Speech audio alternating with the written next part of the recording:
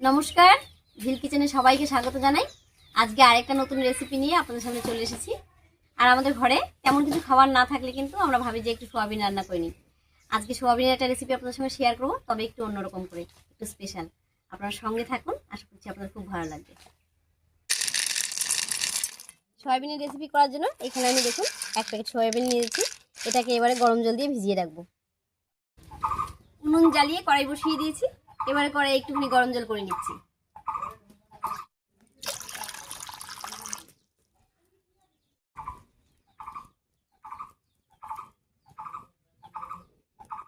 জলটা ফুটে গেছে, একবারে সয়াবিনের উপরে ঢেলে দিচ্ছি।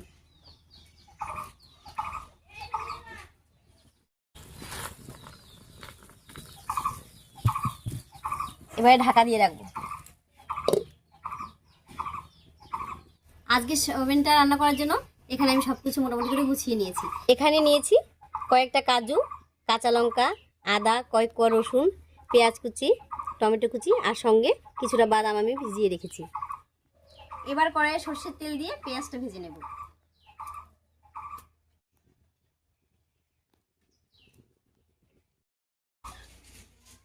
তেল গরম হয়ে গেছে, এবার পেঁয়াজ কুচি দিয়ে দিচ্ছি।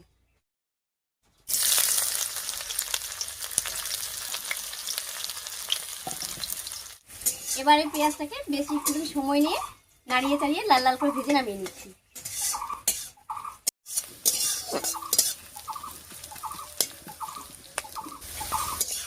পেঁয়াজটা বেশ লাল লাল করে ভেজে নিয়েছি, এবারে নামিয়ে নিচ্ছি।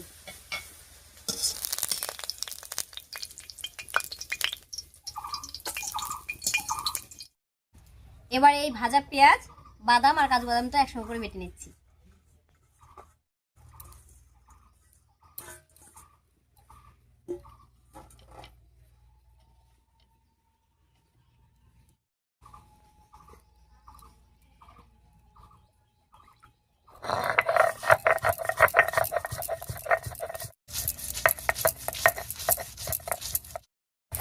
পেঁয়াজ ভাজা, কাজু আর বাদামটা বাটা হয়ে গেছে, একবারে নামিয়ে নিচ্ছি।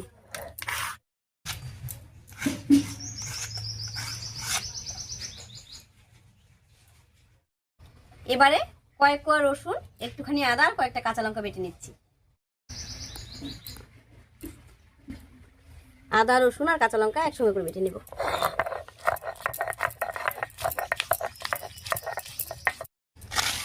মশলাগুলো বেটে রেডি করে নিলাম। এবারে রান্নাটা একেবারে ঝটপট করে হয়ে যাবে। দিকে দেখুন সয়াবিনটা গরম জলে ভিজিয়ে রেখেছিলাম, একেবারে ফুলে একটু বড় বড় হয়ে গেছে, আর দেখুন কতটা নরম হয়ে গেছে, একেবারে নরম। এবারে জল থেকে চিপে চিপে তুলে নিচ্ছি।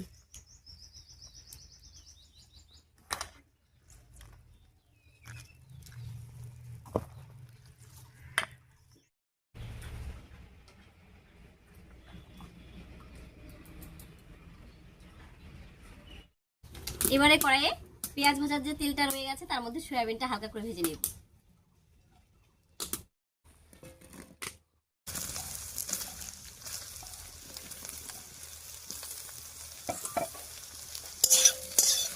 সয়াবিনটা এমনি ভেজে নেব, কোনো রকম হলুদ লবণ দেবো না, হালকা করে ভেজে নামিয়ে নেব।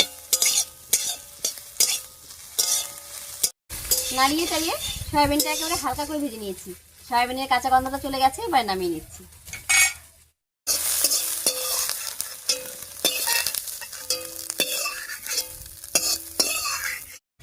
এবারে ফোড়নের জন্য কড়াইয়ে সরষের তেল দেবো, আর আজকে রান্নার জন্য একটু তেলটা বেশি করেই দেবো।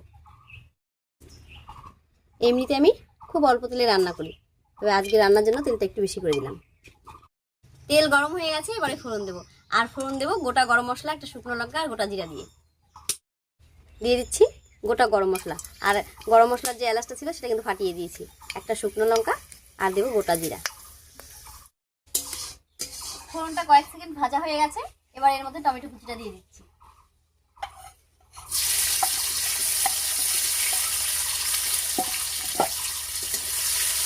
টমেটোগুলো দিয়ে দিচ্ছি সামান্য একটুখানি লবণ, আর এতে করে টমেটোটা খুব তাড়াতাড়ি নরম হয়ে যাবে। টমেটোটা ফোড়ন উপরে দিয়ে একটু রান্না করে নিয়েছি। টমেটোটা খানিকটা নরম হয়ে গেছে, এবার এর মধ্যে দেবো আদা, কাঁচা লঙ্কা আর রসুন বাটাটা। আর এই সময় উনুনের আঁচটা কিন্তু একটু কমিয়েই রেখেছি। বেশি আঁচ দিলে সব কিছু পুড়ে যাবে। একটু মিশিয়ে নিয়েছি। এবার এর মধ্যে দিয়ে দেবো সব গুঁড়ো মশলা।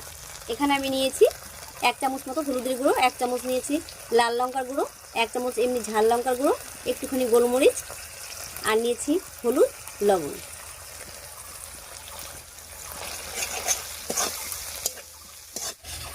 গুঁড়ো মশলাগুলো দিয়ে খুব ভালো করে মিশিয়ে নিয়েছি। এবার একটুখানি জল দিয়ে ঢাকা দিয়ে খুব ভালো করে কষিয়ে নেব।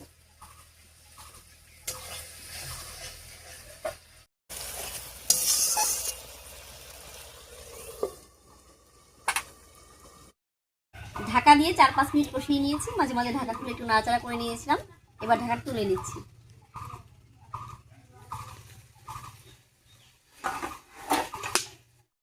দেখুন মশলাটা কষে কি সুন্দর তেল বেরিয়ে গেছে, আর টমেটোটাও গলে নরম হয়ে গেছে। এবার এর মধ্যে দিয়ে দিচ্ছি বাদাম, কাজু বাদাম আর পেঁয়াজ বাটা।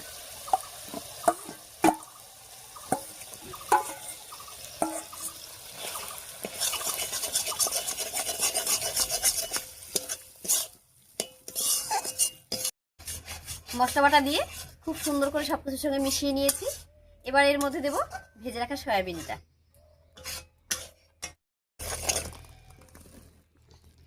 সয়াবিনটা দিয়ে সব মশলার সঙ্গে খুব ভালো করে কষিয়ে নেব। আর এই সময় কিন্তু নাড়ানো বন্ধ করা যাবে না, কারণ বাদাম আছে, কাজু বাদাম আছে, ওইগুলো কিন্তু কড়াইয়ের তলায় লেগে যেতে পারে।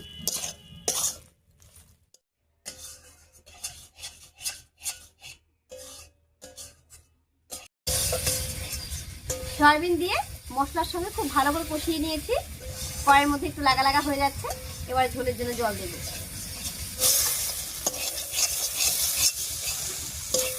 প্রথমে একটুখানি জল দিয়ে মিশিয়ে নিচ্ছি, তারপর বাকি জলটা দেব।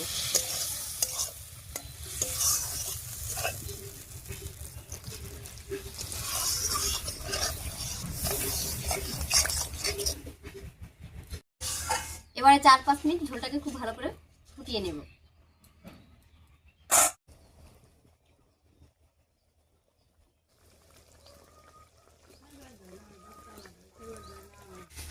ঝোলটা ফুটে গেছে।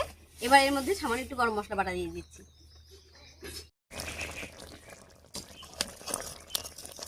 আমি গরম মশলা বাটা দিলাম, আপনারা চাইলে কিন্তু ধনেপাতা কুচিও দিতে পারেন। এবারে 2 মিনিট ঢাকা দিয়ে রান্না করে নেব। সয়াবিনের ইউনিক রেসিপি একদম রেডি হয়ে গেছে। এবারে ঢাকা খুলে নামিয়ে নিচ্ছি।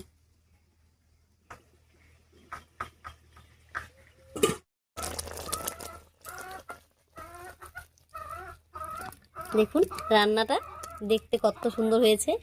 আর এটা শুধু ভাত নয়, রুটি, পরোটা, মুড়ি সব কিছুর সঙ্গে কিন্তু খাওয়া যাবে।